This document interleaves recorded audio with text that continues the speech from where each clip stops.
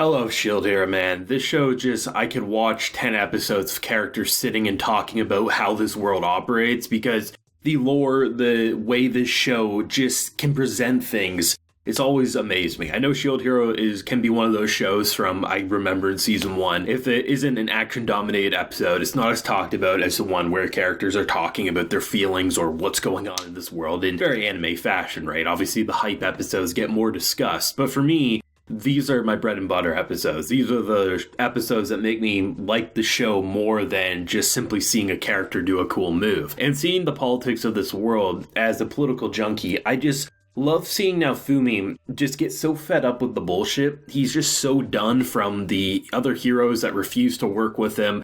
He understands that he needs to, but unfortunately they don't want to work with him and he's just over it. Then you have different sections of militaries from different sections of the world basically all want to lead the charge because if you're going to donate 1,000 men, of course you want to be the one leading it so you get the glory at the very least. So if 90% die and, the victory is there, at the very least they'll seem warranted. And do you really want to take, orders from a foreigner? It's just all these things. It's just there's so much bullshit that he's fed up with. But I think what separates S.H.I.E.L.D. Hero currently, even though this remark's gonna rub some people the wrong way, I do not like the other 3 heroes. I think they serve a purpose for the story, and the anger that they give you is the exact same anger that even Worse Girl can give you, titled Bitch, because ultimately we need those characters. We need that anger, we need that rage, we need that resentment, because not only does it add for drama in a story that makes it more interesting, because drama makes things interesting, they serve a purpose for, the world and how it operates. The whole reason why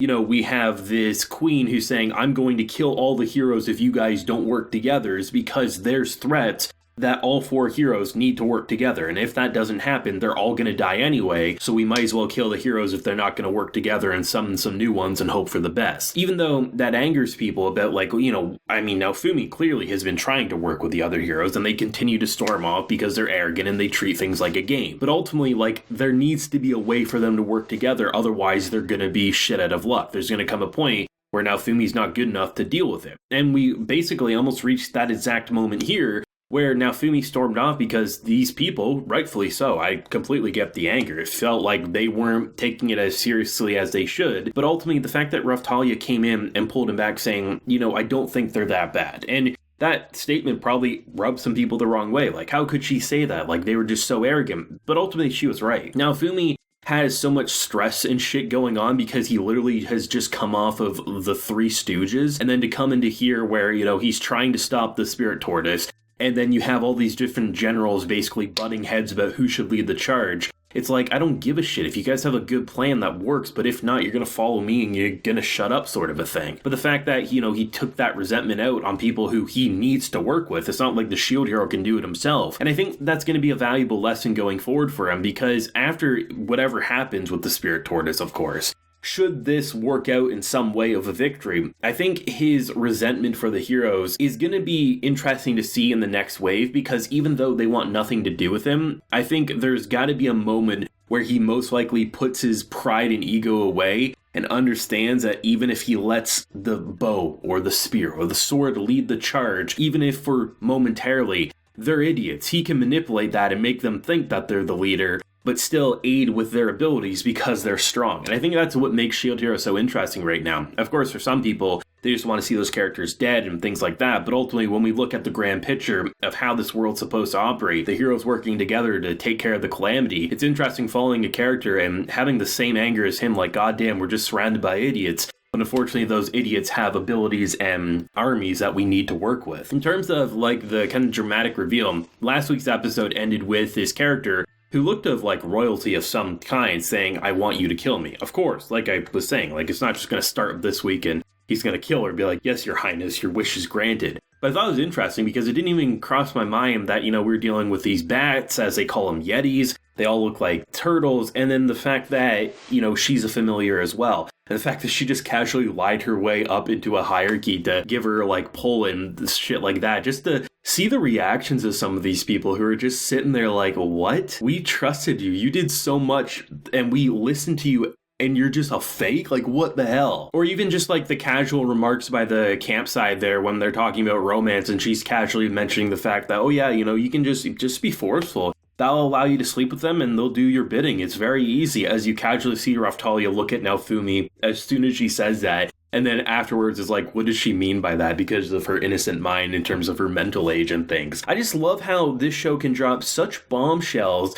And because of all the crazy shit we've seen, it almost just is like, yeah, you know what? That actually isn't that surprising once you reveal it. And I get down from the high of it being like, what the hell? I didn't see that one coming. But it actually makes sense in the context of this world. Given the plans and what's going on, it's nice to see that they actually have a pretty good setup, all things considered. They got a good army here, we got archers, we got catapults, which, even if they can only break one leg, I mean, that should be enough to at the very least bring it down. And then you have, you know, the mages and the castles and things like that. So they actually do have some strategy at play. Of course, it's not going to work out smoothly. Otherwise, the battle would be pretty boring, all things considered. But the idea of, like, prior to them getting to that point and having this familiar being like, oh yeah, I can help you. I have this knowledge. If you cut off its head, it will die.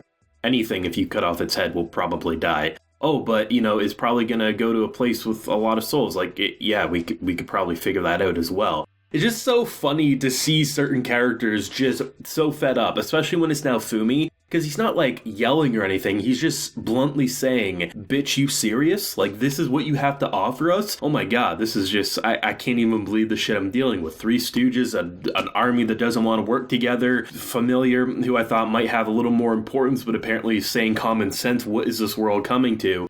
Why don't I just take my own life at this point? Naofumi's ride is a stressful one, man. It goes from rage to just like, oh my god, he has to be the father of the most dysfunctional family imaginable.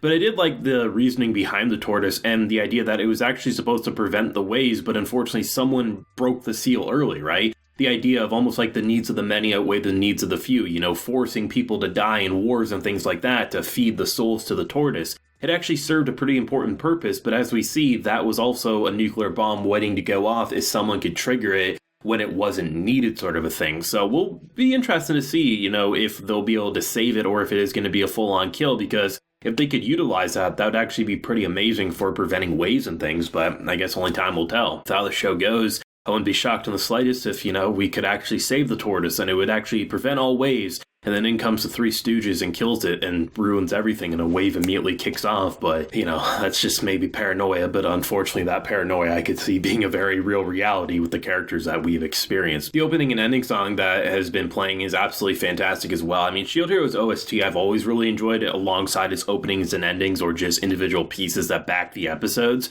But man, just listening to both, it's just, I don't know, to me, like, anime openings and endings have been pretty damn good in the past couple of years. But for me personally, the openings and endings in this particular season of anime, it clicks with me a lot more. I don't know what it is exactly. I love the visuals of them. I love the songs playing. It just captures everything I want for an anime opening and ending, and that's pretty fantastic. Thoughts if you have any on episode 2 of Shield Hero Season 2, what do you hope to see maybe in next week's episode, now that it seemingly is getting into the thick of it with action most likely? Leave a like if you enjoyed and subscribe if you're new around here. Till next time everyone, please take care and have a good one.